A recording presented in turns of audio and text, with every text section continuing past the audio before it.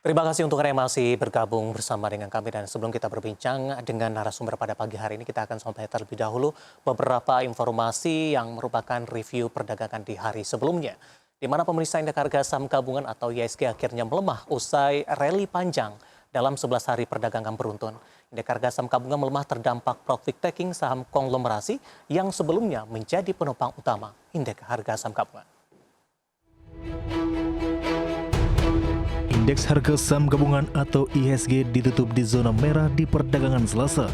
Terdampak profit taking setelah rally dalam 11 hari terakhir.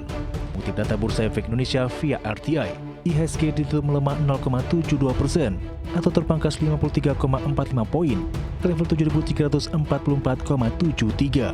Sepanjang perdagangan, IHSG bergerak dari zona hijau ke zona merah dengan level terendah 7.344 dan level tertinggi 7.457. Dari sisi sektoral, sektor infrastruktur menguat sendirian 1,69%. Sementara sektor barang baku melemah dalam 4,36%. Diikuti sektor properti dan real estate koreksi 1,01% dan sektor konsumsi non-primer turun 0,85%. Saham-saham emiten konglomerat yang selama 2 pekan menjadi mesin penggerak utama IHSG mulai kehabisan tenaga dan balik menjadi pemberat kinerja IHSG. Saham grup konglomerasi Prajogo Pangestu menjadi pemberat utama pelemahan IHSG, dengan saham PT Barito Pasifik Tbk atau BRPT turun 7,95% di level Rp2.200 per saham dan menyeret pelemahan 11,80 indeks poin. Selanjutnya saham PT Chandra Asri Pasifik Tbk atau TPIA ditutup melemah 5,36% di level Rp8.825 per saham dan berkontribusi atas pelemahan 11,25 indeks poin.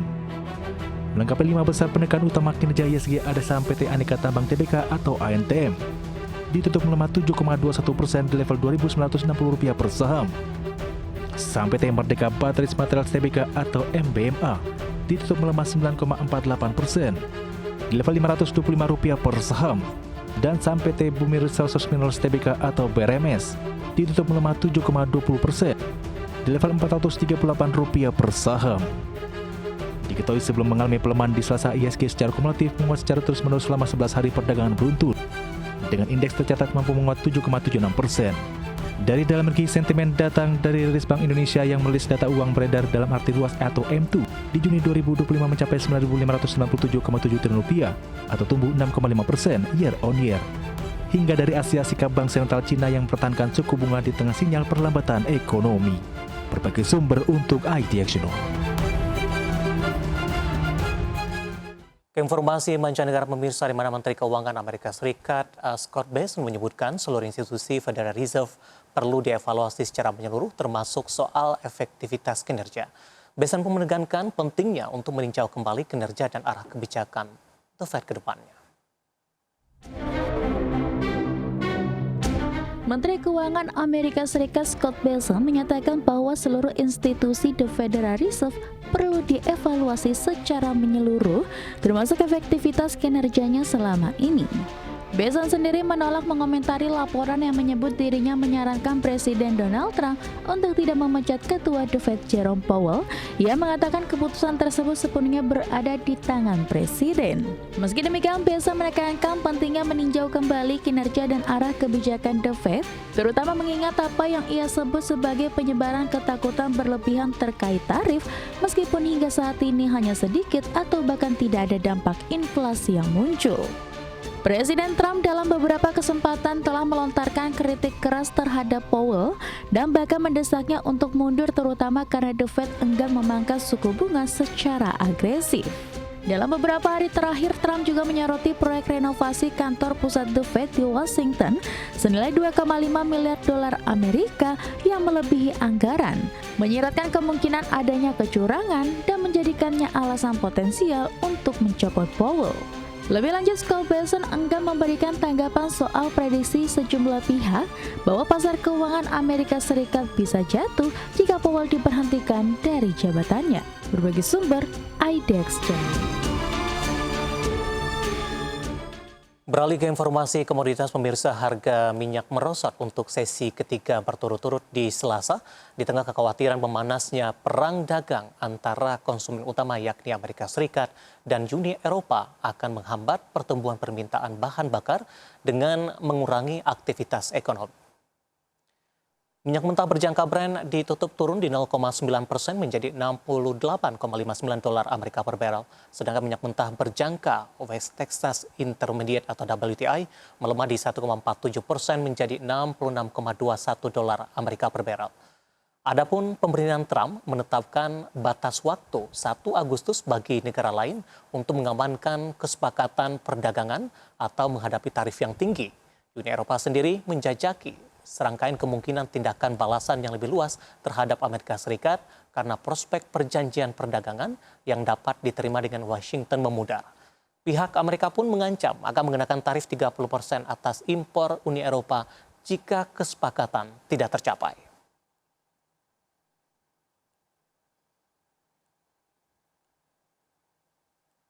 Dan selanjutnya dari pergerakan bursa global, pemirsa, di mana bursa Wall Street berakhir bervariasi di perdagangan Selasa waktu setempat dengan S&P 500 mencatatkan rekor penutupan tertinggi, di mana menyusul penurunan tajam saham General Motors dan lonjakan Tesla ketika investor fokus pada laporan kuartalan terbaru dan tanda-tanda kemajuan dalam diskusi perdagangan Amerika Serikat.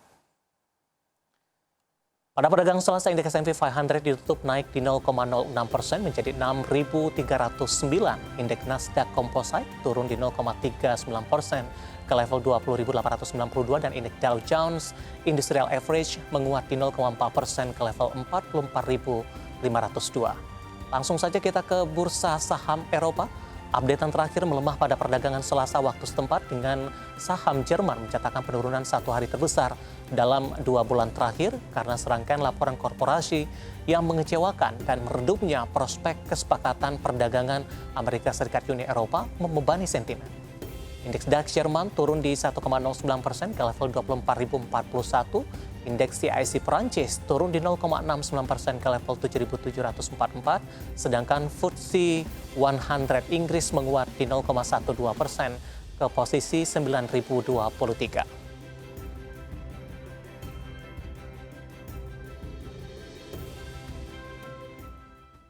Dan pemirsa, saat ini kami sudah tersambung melalui line Zoom bersama dengan Bapak Leonardo Lijuwardi selaku Equity Research Analyst NH Korindo Sekuritas Indonesia. Kita akan langsung sapa saja. Pak Leonardo, selamat pagi, apa kabar Pak? Ya, selamat pagi Pak David. Ya, terima kasih Pak Leonardo sudah meluangkan waktu di IDX Channel. Pak Leonardo, indeks harga saham gabungan secara teknikal kemarin berbalik melemah setelah rally dalam perdagangan 11 hari terakhir.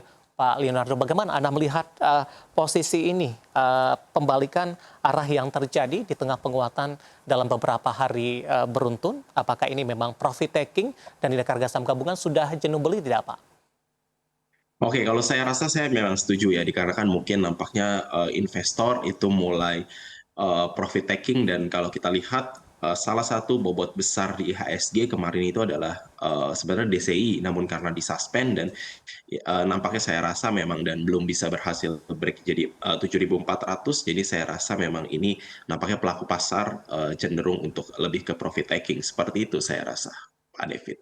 Baik, Anda melihat untuk arah pergerakan hari ini, ada potensi pembalikan arah ke penguatan atau tekanan masih akan terus berlanjut tapi sudah terbatas? Oke, saya rasa memang untuk posisi saat ini selanjutnya IHSG mungkin akan menguji level 7.200 terlebih dahulu ya. Menurut saya seperti itu, dikarenakan kalau kita lihat memang candle-nya cukup solid ya kemarin itu ketika dia tidak bisa berhasil bertahan 7.400. Seperti itu saya rasa, Pak David. Baik, Pak Leonardo, kemarin indeks harga saham gabungan berbalik arah ketika dorongan dari sektor teknologi menurun ini. Bahkan mungkin dengan di suspend yang untuk DCI sementara ini dorongan terhadap teknologi juga minim, dan kebetulan juga beberapa saham lainnya, Wi-Fi, MTech, kemudian juga ada Buka, justru juga terdampak aksi profit taking.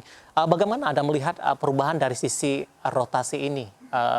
Apakah memang dorongan dari DCI sangat besar sekali sehingga ketika disuspend kontributor dari teknologi jauh mengalami pengurangan? Oke, saya rasa memang ini ya, nampaknya, saya setuju ya dikarenakan kalau kita lihat memang dengan suspendnya DCI ini juga, memicu ini ya, trigger untuk, ini ya, beberapa saham tersebut itu memang, kemudian berada di zona profit taking-nya. Seperti itu saya rasa kalau kita lihat ya untuk seperti, WiFi kemudian MTech, seperti itu Pak David. Analisis dan rekomendasinya Pak, di tengah pembalikan arah dari beberapa saham teknologi, kita boleh ke WiFi Pak, ditutup Oke. 28.30 pada perdagangan kemarin, peluang untuk hari ini? Oke, kalau untuk, WiFi, nampaknya kalau kita lihat itu jika memang berhasil bertahan di angka, 2.750 hingga 2.800 sebenarnya boleh coba, dilakukan buy on weakness ya, seperti itu ya. Dengan posisi, penguatan yang sudah, sangat signifikan oleh, WiFi, kemudian Mhm. kemarin mengalami koreksi yang cukup dalam, tren bullish-nya masih terjaga tidak Pak untuk WiFi? Oke, sebenarnya kalau kita lihat WiFi dengan banyaknya katalis yang nantinya Iya. ya, terkait dengan eksekusi program internet, rakyat ya, kemudian dengan ISP dengan merek, Starlink saya rasa perjalanannya masih panjang ya. Namun memang yang menjadi concern adalah, risiko dari eksekusinya itu sendiri, Pak David, seperti itu. Baik, bagaimana Anda melihat peluang dari, WiFi yang kemarin juga menembus level, tertinggi terbarunya, apakah, ketika terjadi ada pembalikan arah ke menguat kembali, potensi all new time high-nya masih akan terbuka Pak untuk dicetak selanjutnya oleh WiFi? Oke. Ya, memang kalau kita lihat jika, program-program nantinya ya, narasi-narasi yang dibentuk oleh WiFi ya, terkait dengan, jumlah pengembangan homepage-nya dan lain sebagainya, eksekusi dari ISP-nya dan itu sudah mulai membukukan, pelanggan secara Mhm. signifikan dan jika seandainya memang, growth eksponensial itu terrealisasi, saya rasa perjalanan untuk membuka level all time high sebenarnya masih sangat jauh sekali, seperti itu. Baik, yang cukup menarik, terkait juga dengan saham-saham di sektor teknologi Pak, ketika dari Mhm. beberapa saham lainnya sudah melaju cukup kencang, tapi Gotoh tampaknya tidak bergerak kemana-mana. Ketika euforia sektor teknologi Oke. memimpin penguatan dalam beberapa hari terakhir dan kemarin terhenti, kontribusi dan pergerakan dari saham Gotoh tidak kemana-mana, bahkan masih bertahan di bawah level 60-an. Analisis dan rekomendasi Anda untuk Gotoh? O oke, kalau Gotoh memang saya rasa memang sebenarnya jika, di bawah harga 60 sebenarnya sangat atraktif ya untuk, Mhm. lebih ke arah swing trade seperti itu ya. Mungkin dengan stop loss batasi di 55 ya, seperti itu ya. Namun memang kalau Gotoh itu sangat butuh waktu sekali ya untuk kembali dan, untuk kembali sebenarnya jika Gotoh itu bisa break level 59, Iya. itu sebenarnya sudah mulai menarik lagi sebenarnya. Seperti itu kalau untuk Gotoh, Baik, secara ketika teknikal. tembus kembali ke level 59 buy and breakout di sana atau seperti apa rekomendasinya, Pak? Boleh coba buy on breakout ya, mungkin Hmm. dengan target pertama itu di area 63 ya, selanjutnya mungkin di area 64, dan 68, seperti itu kalau untuk Gotoh. Baik, selain dari kurangnya dorongan dari sektor teknologi di perdagangan hari sebelumnya, infrastruktur yang biasanya juga menduduki peringkat kedua dari sisi sektoral kemarin juga kurang memberikan kontribusi sehingga indeks harga saham gabungan pembalikan arah melemahnya cukup dalam, Pak. Saham-saham grup Prayogo Pangestu sebenarnya kemarin lebih cenderung bergerak mix. Beberapa sahamnya ada CDIA masih melaju Pak, auto reject atas, kemudian brand kemarin juga masih menguat meskipun penguatannya juga terbatas di penutupan sesi kedua, tapi BRPT, Cuan dan PTRO justru mengalami koreksi yang cukup dalam. Apakah Anda Mhm. melihat dengan pembalikan arah ini juga masih pembalikan arah yang cukup wajar dan session dari saham-saham konglomerasi untuk sementara terhenti atau masih akan ada lanjutan ketika dari perbankan big cap pergerakannya juga masih lesu sampai sejauh ini? Oke, kalau kita lihat memang dari grup Barito itu sendiri, saya rasa memang, ini ya, karena memang naiknya terlalu spike-nya sangat cepat sekali dan oleh karena itu, butuh konsolidasi dulu, saya rasa memang mungkin akan rotasi. Mungkin ke konglomerasi-konglomerasi lain seperti Saratoga Group ataupun, Iya. dengan, Salim, dan Bakri ya, seperti Dewa, BRMS, dan Bumi. Saya rasa memang mungkin akan rotasi ke sana terlebih dahulu ya, seperti Mhm. itu sembari menunggu zona konsolidasi yang baru terbentuk oleh saham-saham dari grup Barito seperti itu. Karena memang kalau kita lihat kenaikannya cukup signifikan dan memang, nampaknya memang, dibutuhkan pullback yang sehat dan konsolidasi yang sehat terlebih dahulu, Pak David. Baik, sebelum kita jeda Pak, singkat saja analisis dan rekomendasinya untuk CDIA. CDI hari ini suspend ya kebetulan kalau tidak Ya, salah. betul. Oke. Dan kalau mungkin saya rasa memang mungkin boleh masih hold saja sih kalau CDI seperti itu ya. Belum ada tekanan seller yang signifikan seperti itu. Terkait capaian mungkin dengan kapitalisasinya juga sudah nyalip BBNI Pak, masuk 10 besar ini untuk CDA. Oke, saya rasa mungkin untuk next target mungkin di harga 1.800 ya mungkin Iya. ya seperti itu dulu ya. Baik, Memang penutupan karena kemarin. ini